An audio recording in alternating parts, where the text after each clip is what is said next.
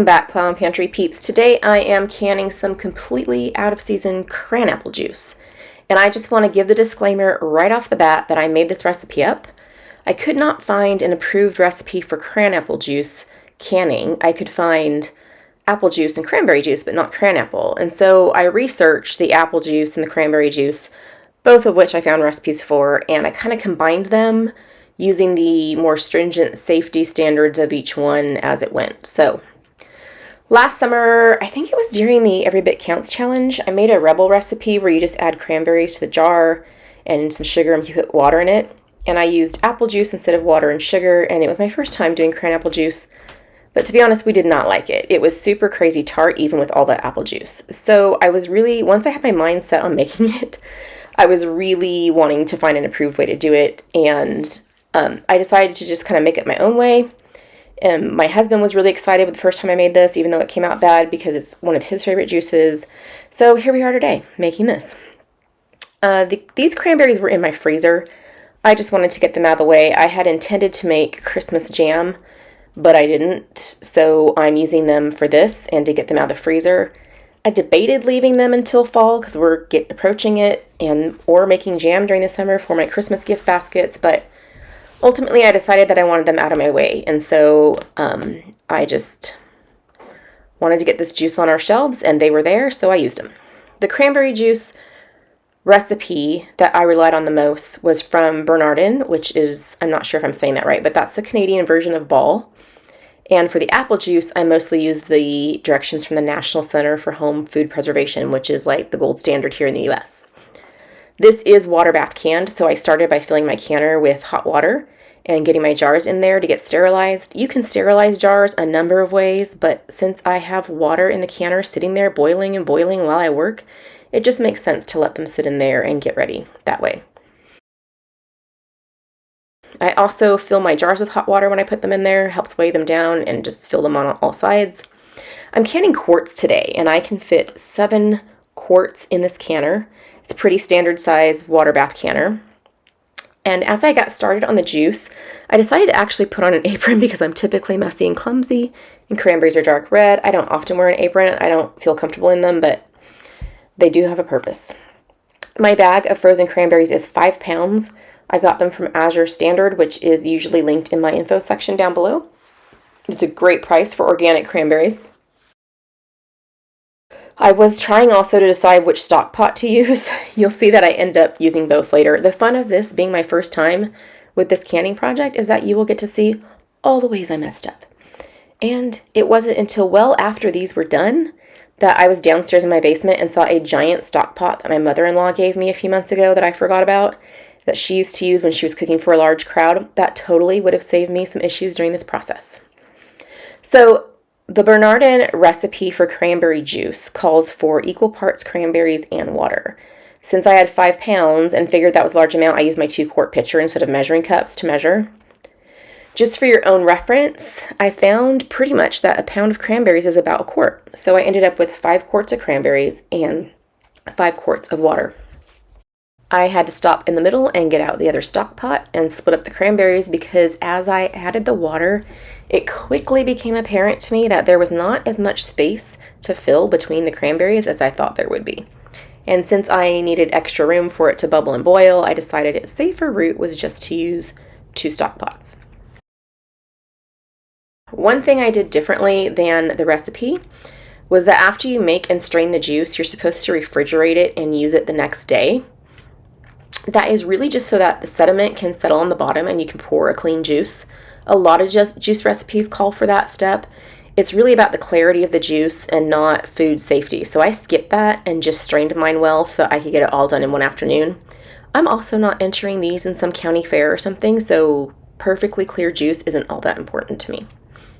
By the way, if I didn't mention this already, I use those cranberries in their frozen state. I didn't thaw them or anything. So after I got them all measured with their water, I put a lid on them to boil and then waited for them to start popping. That's how you know that they've boiled enough, is when they start popping open. I've tried to let them get more than halfway popped, like more than half of them popping. And then I use a potato masher to make sure that they're just all mushed up and releasing all their juices. The longer you let them boil or let the cranberries sit in the water, the more the cranberry flavor will be imparted to the juice, but you don't want to let them boil too long. Then I strain them in my colander over the Cambros. I can link those for you below. They come in handy for food preservation, and today was the first day that I wished I had a bigger one. I use them a lot during summer garden months to keep some cucumbers fresh in a brine while I wait to have enough to make a pickle batch. I use them when I'm canning relish sometimes. They're really handy if you're really into food preservation. I've also used a larger one for cold proofing pizza dough. And I apologize that it's a bit hard to see what I'm doing for parts of this, but there's just not a good place for the camera angle in the corner with big things there. After I strain them through the colander into the Cambro, I strain them again through a fine mesh sieve just to get out little tiny cranberry seeds that were floating in it.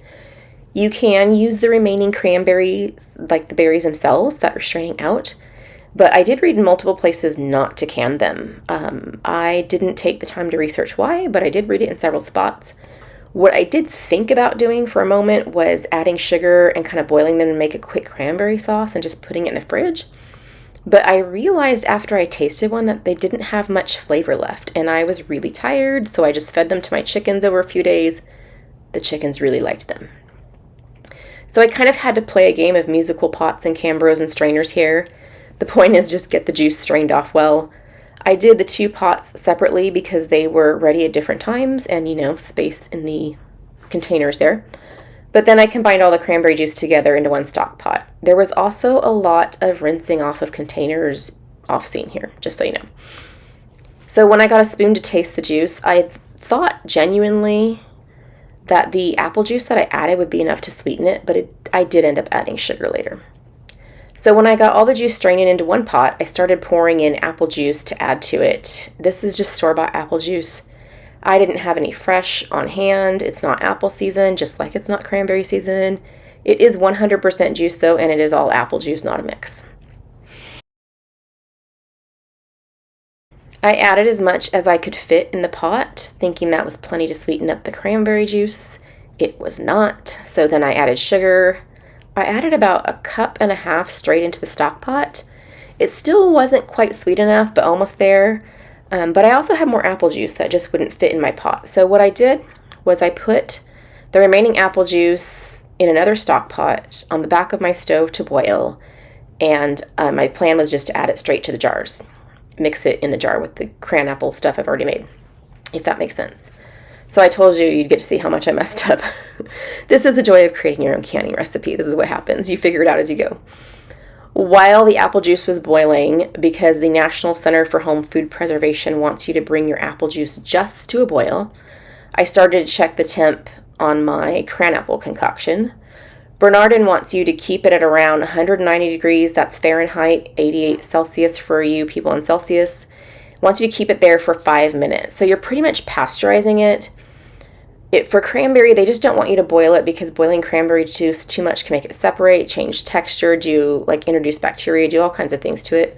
So for some reason, cranberries behave differently than other types of fruit in juices. So when my Cranapple concoction had been at around 190 degrees for 5 minutes and my remaining apple juice was boiling, I got my jars out of the canner. They had been long sterilized by this point. I put an additional tablespoon-ish of sugar into each jar, and then I topped that with a ladleful of straight apple juice, and then filled up the jar the rest of the way with the Cranapple juice that I made. So I had added some more sweetener both ways, by adding more apple juice and by adding sugar. I had contemplated just using more apple juice, but it was starting to throw off the taste balance between the tart from the cranberry and the sweet from the apple juice, so it just worked better to add a little bit of apple juice and a little bit of sugar. So in all, I used 5 quarts of cranberries that were cooked into 5 quarts of water that were then strained, and I actually ended up adding 5 quarts of apple juice. Fancy that, it was equal. The 1.5 cups sugar plus a tablespoon in each quart jar was perfect for our taste.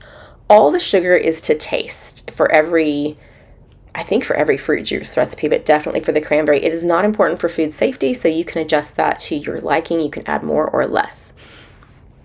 This filled all 7 of my quart jars, and I almost got out my digital canner because I had about 3 quarts left of juice.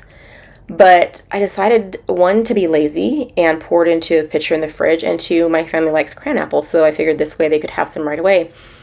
So I didn't end up canning the other 3 quarts. I just put them in the fridge, and they were gone within a couple days. Juice other than orange juice is kind of a treat around here. You know, we don't drink a whole lot of it. We drink mostly tea and water, and of course I have my coffee. But that means that between those 7 quarts and the 3 I put in the fridge, what I got out of this was 10 quarts of Cranapple juice total, if anybody wants to know how much the yield is. Once I got them put in, I did a 1/4-inch headspace.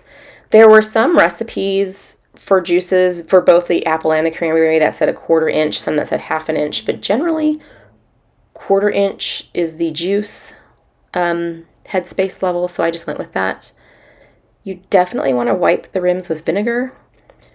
I got the lids and screw bands on, and as always, added my extra vinegar to the canning water to keep my jars from getting that hard water white film on them.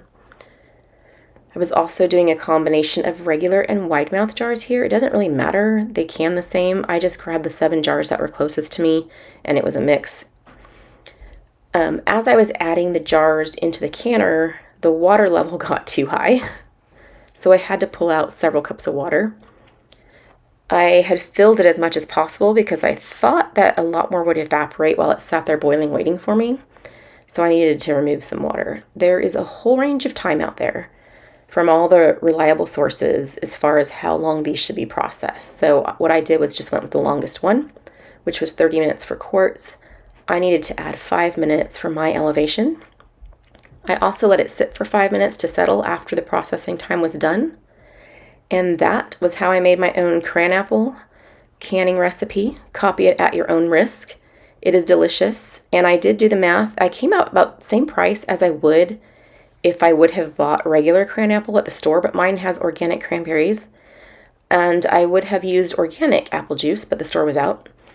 I also think mine has probably less sugar than what is typically added and more antioxidants than if I would have bought the same thing in the store. Typically, the food quality is just better when you can it from home. Anyways, thank you guys for joining me today. I truly appreciate you choosing to spend your valuable time with me. If you liked this, don't forget to like it, do the thumbs up, and subscribe if you want to see more canning videos. And I hope to see you guys on the next one.